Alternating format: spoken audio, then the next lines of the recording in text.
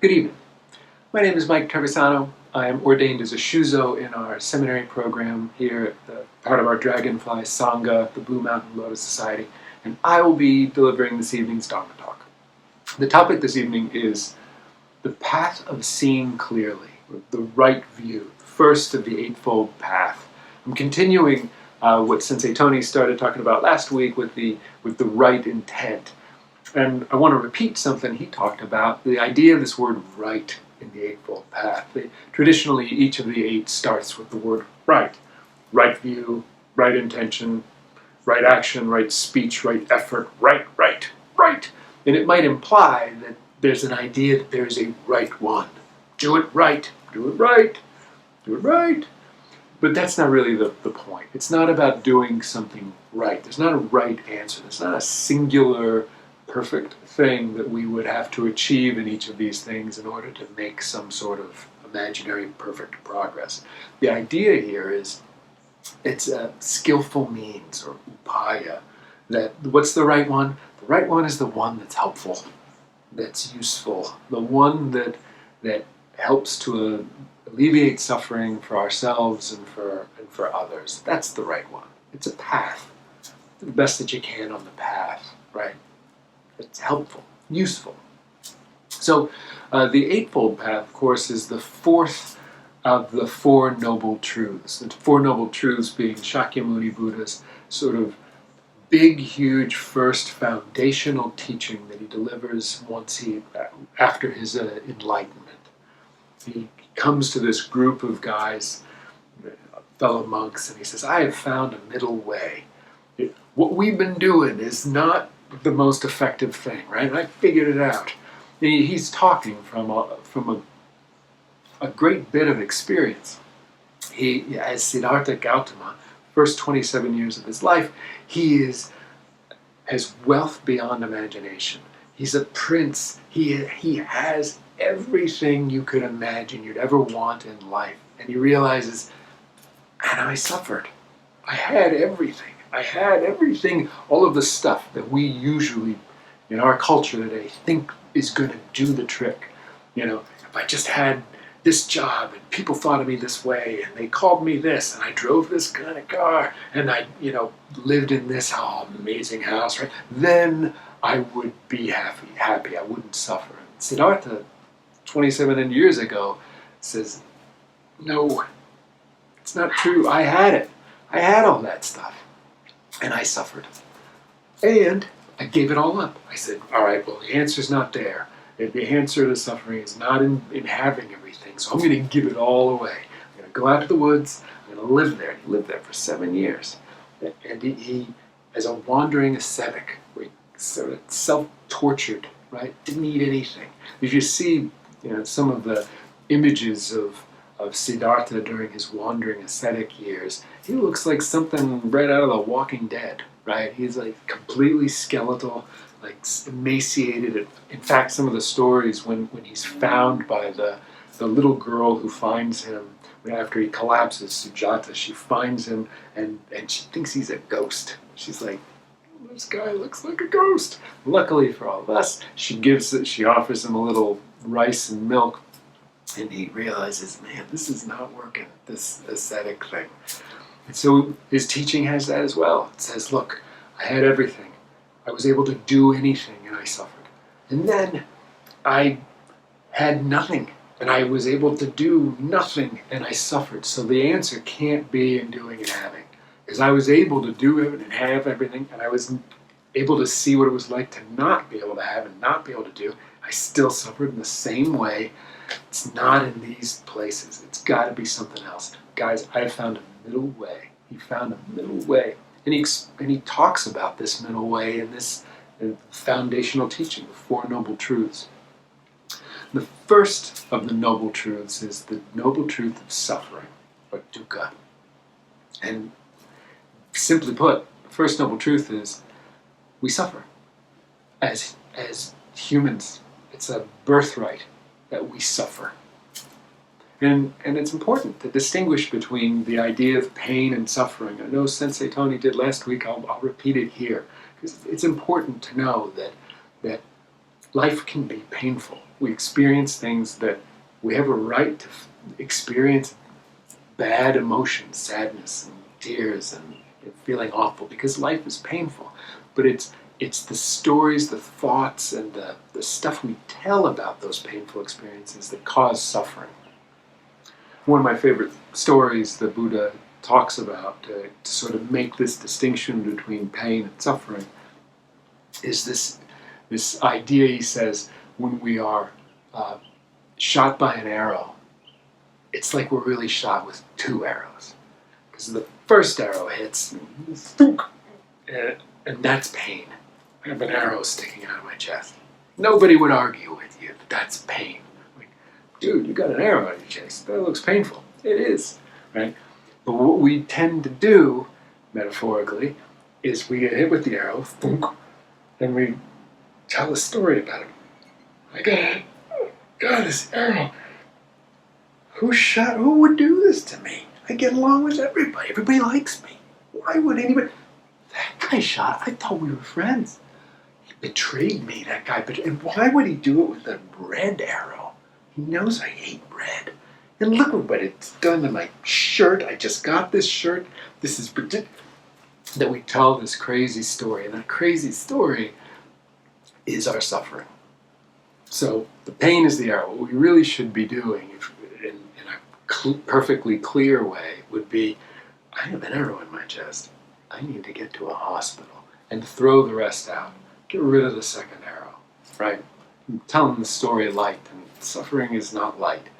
But it's about being able to identify what's painful and what's suffering. Maybe I can do something about the suffering part of it. So the first noble truth is about that suffering, that stuff we talk to ourselves about in our painful experiences.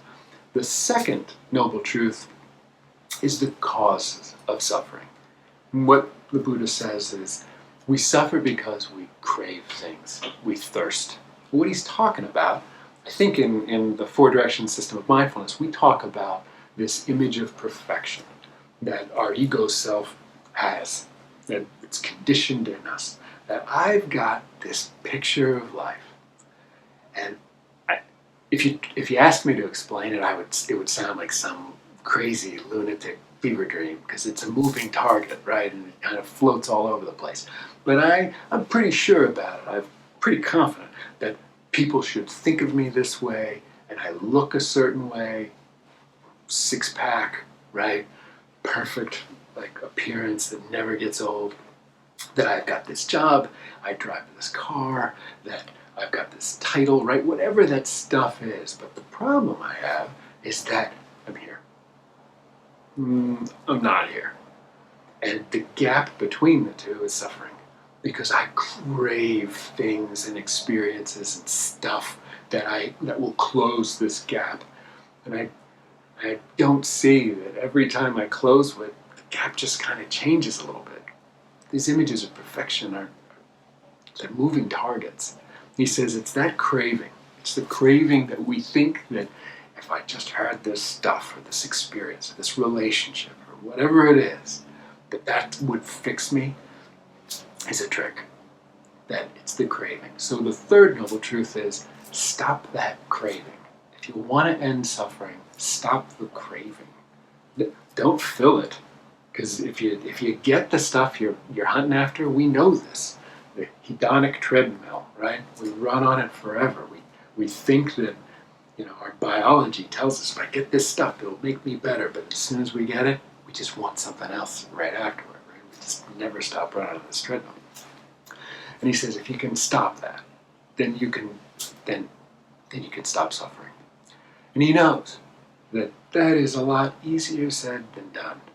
So he offers the Eightfold Path as the path to walk to end this suffering, as the way that there's a way to live, there's a way to think about life, that instead of just kind of tackling something amorphous that's more difficult than our brains can handle, he says, do these 8 things. Focus on these 8 items, right? Have a clear view of the true nature of the world, the right view. Have the right intent. Sensei Tony talked about it last week. Set an intention that's the one thing I can control. I can control my intention, right? Right speech, right action, right livelihood. Do these things and do them in a way that's a little bit better today than I was yesterday. And hopefully a little bit better tomorrow. I'll work towards that. And I may get bumped off the path. Something will happen. I'm not perfect. Life is nuts, right? Something will happen. It'll bobble me off the path. And I may have to get off. I might get off the path for years, right? It doesn't mean I'm a lost cause. The path is there, right? I can get back on the path. Keep on it. Keep working. Suffering will lessen. Put conscious energy toward it. So the first of the Eightfold Path is the right view. The path of seeing clearly. If I can see clearly, if I can get a really clear sense in a way that's meaningful to me of what the true nature of the universe, the true nature of reality is, then it will shape everything about me. I'll operate a different way.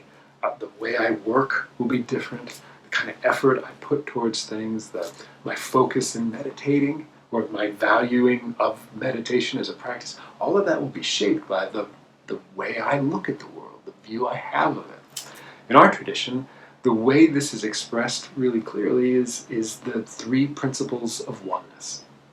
They are encapsulation of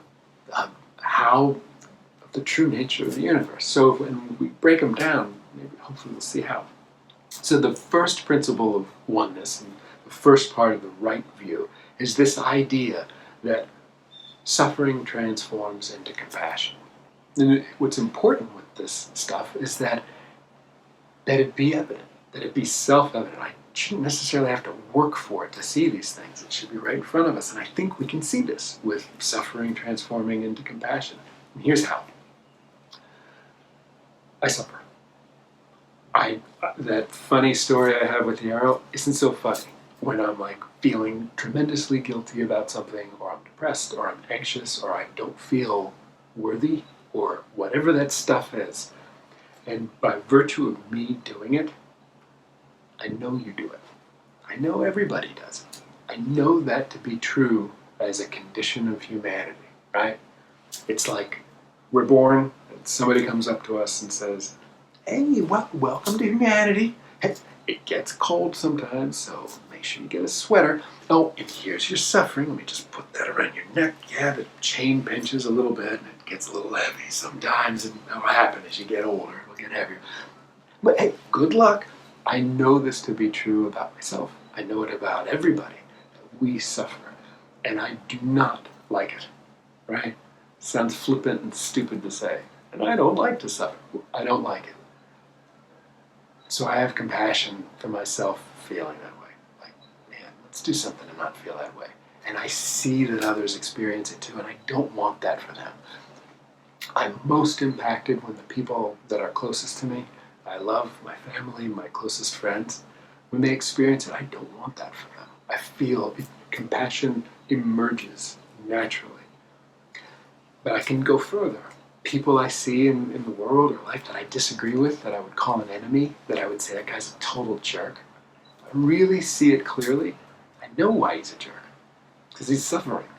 He has some delusion, some way of looking at the world that is shaping some hatred or greed, one of the poisons that's got a hold of him. And that's causing this behavior. And I know what that feels like. I know what hatred, greed, and delusion feel like. And I wouldn't want it for myself, and I wouldn't want it for anybody. And when I can see that clearly, maybe I'd treat that guy differently. Maybe I don't vilify him and say, that jerk is just a jerk and off with his head. Maybe I have a different way of operating with that person. And it happens naturally. Suffering transforms into compassion. The principle of oneness. The second principle of oneness is this idea that change is inherent in the universe, right? And oftentimes when we're confronted with change, we see it as a threat, and we don't want it, we push it away, but we don't have to view change like that. We can view change as an opportunity, that even if it's something that I wasn't counting on, that I wasn't thinking was coming my way, I can see it as something that I can use in the in the great piece of art that is life. Like, maybe I can do something with this. I can do something to be helpful. I can help others through it. One of the stories I like that makes me think of this second principle of oneness, this idea of change as an opportunity, not as a threat. It comes from the Zen tradition. It's a story about a fabled, wonderful teacher monk named Hakuin. And the story goes like this. There was a young girl, and she becomes pregnant. And in her embarrassment and panic and not knowing what to do about becoming pregnant as a young girl, she and her parents are freaking out on her, as sometimes parents do to young girls who get pregnant. She lies and says, "The father is Hakuin." And the parents are like freaking out. "You mean the celebrated Zen monk teacher who everybody loves as the father?" And she doesn't know what else to say. She doesn't want to fess up to who the real father is. She can't do it. She just can't. They grab her by the hand, they go to the monastery, they pound on the door, they demand he come out, and they go nuts on him. They accuse him of the worst thing, taking advantage of a young girl like this. You, like the vision of perfect whatever, Zen monkness, right? You did this to this young girl. And Hakuin looks at the family and says, "Is that so?" Some months later, the young girl gives birth to the baby. And again, the parents, they take the baby and they take it to the monastery and they say, you did this. Here, you take care of this baby. And Hakuin says, "Is that so?" And he takes the baby and he cares for it. He loves it. For about a year, until the guilt just can't, it's too much for the young girl to bear. And she fesses up and she tells her parents, "I lied. The real father of the child is the fishmonger's son. We're in love. We've been in love. And I couldn't tell you." The parents are mortified. They can't believe that she would lie like this. "Are you kidding me? We accused the celebrated, incredible monk Hakuin of being the father. He's had the baby for like a year." They are beyond themselves. So they run back to the monastery. They knock on the door politely this time. "Hakuin." They apologize. They feel so shamed. They feel horrible. They explain everything that happened, and they can't express their sorrow as any more than they possible. And Hakuin, as he hands the baby back to them, he says, "Is that so?" Now, stories in the Zen tradition can have many different meanings and interpretations, but I think of the second principle of oneness when I think of this story. Because in his wisdom, in Hakuin's wisdom, he could have, like I probably have, confronted by young parents with a child and a baby that I had nothing to do with. They're like, "Here, take this." I probably would argue. I would say, "Wait, no, all right, fine, you take the baby. It's not mine," right? But Hakuin doesn't do that. He sees this thing coming at him, this change in his life, and instead of seeing it as an insult or as a challenge to who he is in the world, he sees this as, this is a family that is not ready to deal with what's going on here in the reality of the situation. But I can help. I can care for a child. I'm good at that. I'm good at loving. That's what I do. And so he takes the baby. And I think it's kind of cool, if you'd search the story online, Hakuin, and "Is that so?" you'll come up with a bunch of different versions. But I feel like every version I run into has the idea that he lovingly cares for the child. That it's not something he does that's like forced upon him. "Well, fine, geez." Now, I have this image in my head of him genuinely doing what's best. And what's best in that moment, in that view, is to care for this teeny little baby who has nothing to do with what's going on. And to give space for the family to figure out whatever is going on for them. And they do. It comes around, it turns around, they come back to him. And at that moment he can give the child back. He's confronted with this change and he turns it into an incredible opportunity to do something loving, take care of a baby, give great spaciousness, not judge anybody in the whole thing. I love it. I think it's a cool story.